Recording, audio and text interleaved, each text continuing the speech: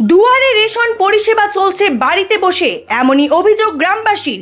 রাজ্য সরকার চালু করেছে দুয়ারে সরকার রেশন ব্যবস্থা, অথচ রেশন ডিলার গ্রামে গিয়ে ফিঙ্গার নিয়ে রেশন সামগ্রী বিলি বন্টন করছেন নিজের বাড়ি থেকে, তাতেও আবার কারচুপি করছেন, কম পরিমাণে দিচ্ছেন বরাদ্দ রেশন সামগ্রী।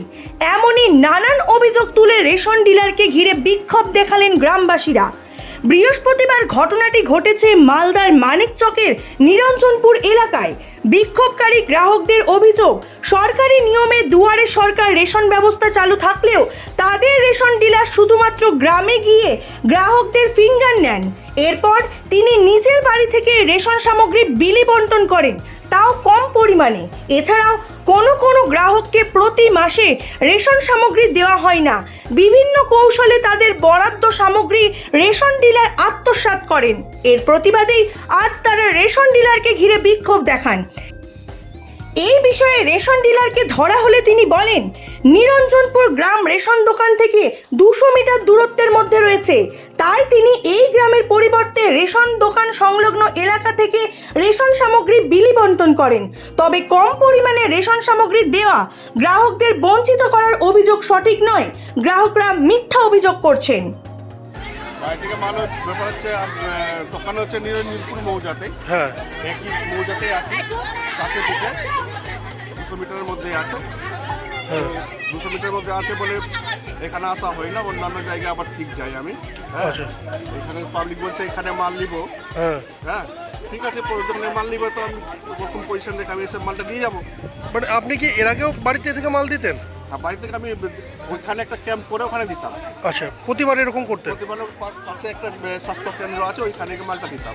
তো আগেই ফিঙ্গার নিতেন আবার পরে মাল দিতেন? এটা না না না, ফিঙ্গার নিয়ে সঙ্গে সঙ্গে মাল একই দিনেই? একই দিনে। তো ওরা লোকজন বলছে নাকি পরে দেওয়া হতো মাল? না, পরের কথা নেই, যেদিন ফিঙ্গার হচ্ছে সেই দিনই মাল। কম দিতেন মাল নাকি? কম কোনো কমের ব্যাপার নেই বলছে, যেটা যে কম দিতেন বলছে, কিন্তু কমের ব্যাপার নাই। ব্যাপারটা হচ্ছে যারা বাই চান্স ছুটে যায় ওদেরকে বলে দিই মাসের 27 থেকে 28 তারিখের মধ্যে মাসের মাল মাসে ক্লিয়ার করে দিতে হবে। হ্যাঁ, তাহলে থাকে না, পরবর্তী মাসে আসে ওই স্লিপ দেখে পরবর্তী মাসে ওকে দিয়ে দেওয়া হয়। সরকারি কি নির্দেশিকা রয়েছে? হ্যাঁ, বাড়ি গিয়ে পাড়ায় গিয়ে মাল দেওয়া।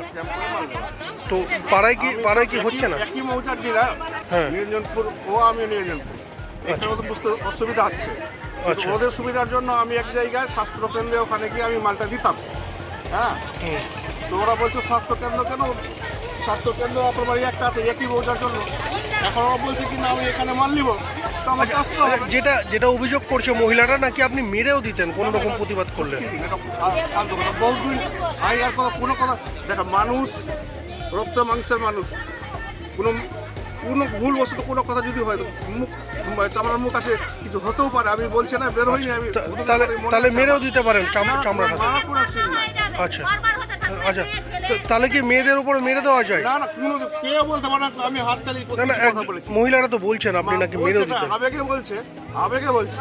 আচ্ছা, কিন্তু তাহলে কি পদক্ষেপ নেবেন এবার কি করবেন? পাবলিক যদি বলে আচ্ছা